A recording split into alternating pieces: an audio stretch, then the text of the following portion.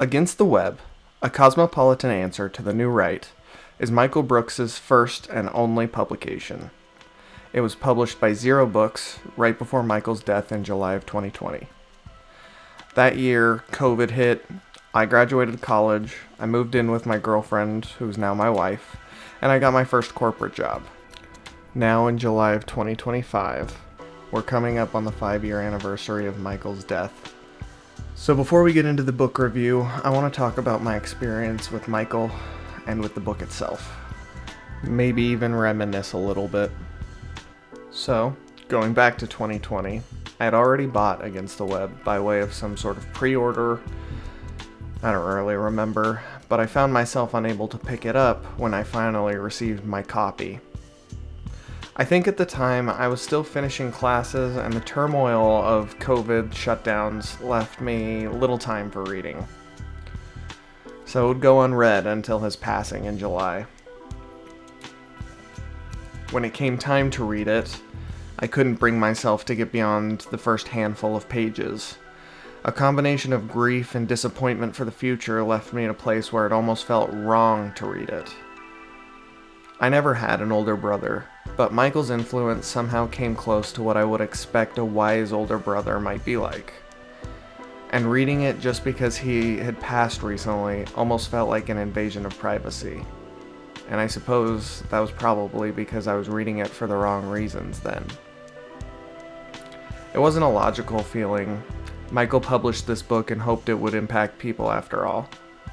But in looking up to Michael as the only older brother figure I ever felt I actually had, I couldn't help but feel like he would be upset he never got to fully contextualize and canonize this piece within a broader body of work. Or to summarize my feelings, if I was in Michael's shoes and knowing him from the distant perspective that I did, I think he would have wanted to build on Against the Web with more content and context than he had the chance to create. Almost like a piece he got to put out and never got to fully explain. Of course, those were my own personal feelings, and with my parasocial view of him as a sort of older brother figure, it felt weirdly intrusive to read back in 2020.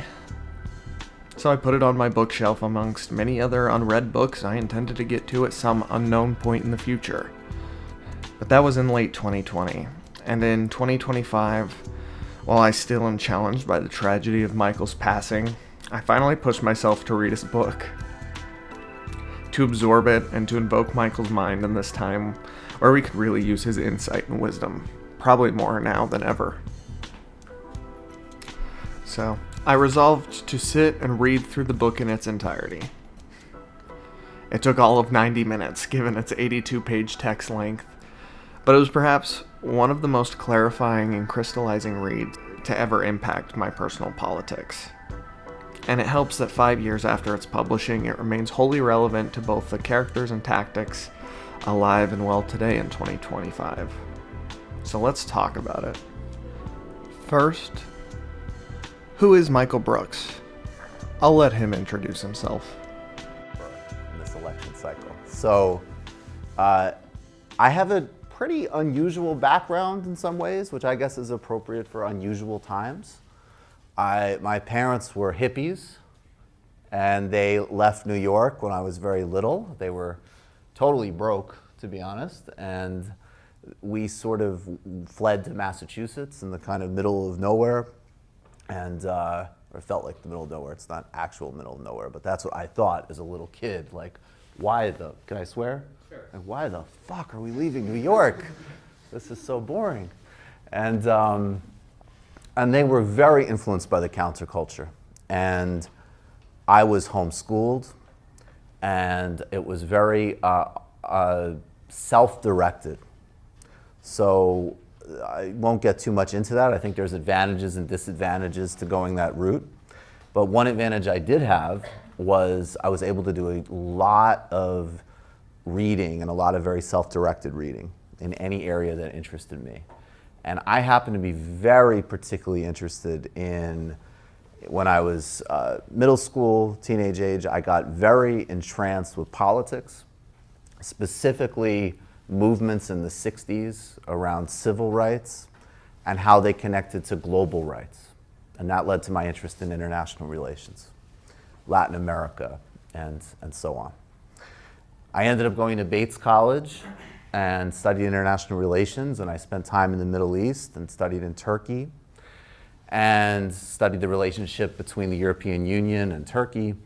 And then I worked in brand strategy and taught meditation for a minute to try to make my parents happy, and was unemployed because this was after 2008 financial crash. And I ended up getting a job as a producer on a show called The Majority Report, which when I started, I thought honestly I would do for a year and then I would bag it and go to graduate school. And then I started subbing on the show and hosting, and I realized this is what I'd like to do. I never thought I could do it. I never thought there was any path to making a living in media, let alone in television hosting. I didn't have the resources to go do a bunch of summer internships. I didn't even know how one did this. You know, I'd look at like... So, in far too brief of an introduction, that's Michael Brooks, a niche internet show host with a love for international politics and a ruthless sense of humor that spared no conservative. And that is what Against the Web is about. How do we have a deeply compassionate political ideology that doesn't take shit from many talking heads with no consideration for historical facts? The book is broken down into 5 sections, with the first introducing the characters and premise of why Michael wrote the critique of these media figures in the first place. The second and third chapters are critiques of Dave the Rube Rubin and Jordan What Does It Mean Peterson.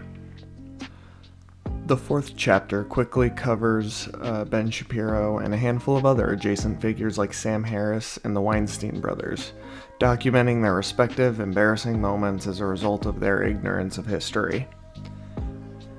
In the fifth and final chapter, the book's critique go beyond the typical counter content that is put on display during this era of YouTube shows like The Majority Report and The Michael Brooks Show.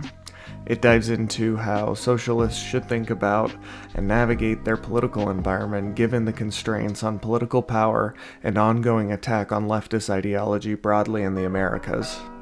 And it's with this chapter that Michael proposes a path forward. He suggests we lead our politics with compassion and rehabilitative justice, and he recommends extending those niceties to groups the online left has frequently ignored, like men, religious people, and those generally ignorant of history.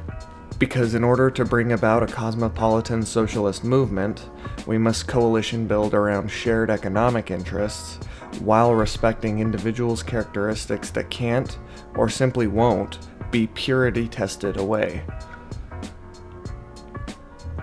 So what exactly is cosmopolitan socialism? Michael wrote the following. What we need is a cosmopolitan socialism premised on real material needs that expresses itself in criticism, art, movement building, and anything else that drives politics. Again, following Gramsci, we need an integral approach that fuses universal desires, aspirations, and material concerns with a recognition that we do in fact live in a globalized, interconnected, and neoliberal world still defined by grotesque inequality, ecological crisis, and resurgent right-wing authoritarianism. And he goes on to say, our approach can't simply be to tell people they're wrong to be concerned with the cultural issues that define much of their lives, or to dismiss the importance of oppression that doesn't always take an economic form.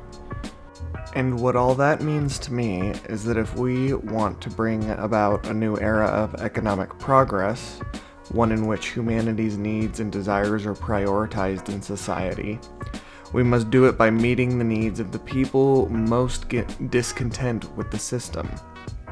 We must bolster our numbers by organizing the various peoples who are experiencing oppression at the hands of the uber-wealthy yacht class, as I like to refer to them, and drive focus towards economic equality. And the opportunity is there, but we must act quick. I'm writing this on June 16th, 2025. The day after the No Kings protests across the United States took place with millions turning out. The same day Trump's birthday parade in DC had embarrassing low attendance.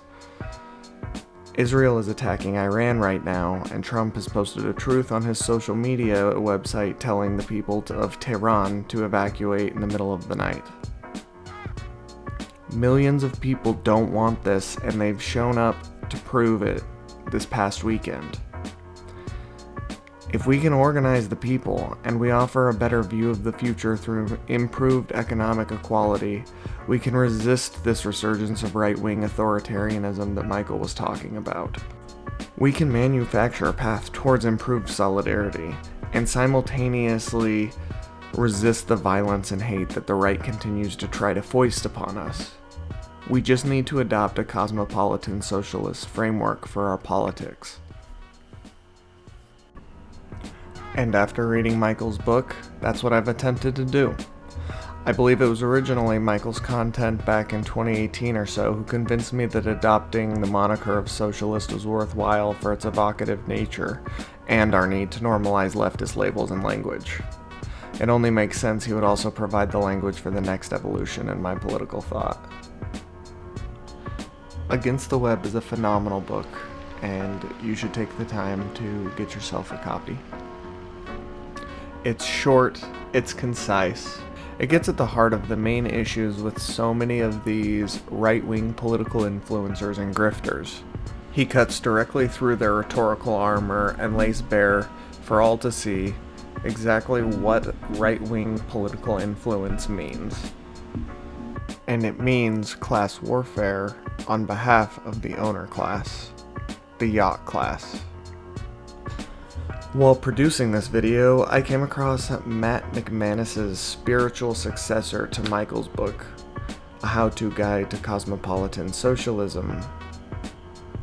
I've heard of Matt McManus before, but can't say I'm super familiar with his work. I suspect this was written in part to help address what I mentioned earlier, that Michael didn't have the chance to fully contextualize his first book. I believe Matt made an attempt, and if you'd like to have me review that book, just let me know. Thanks for taking the time to listen. Have a great day.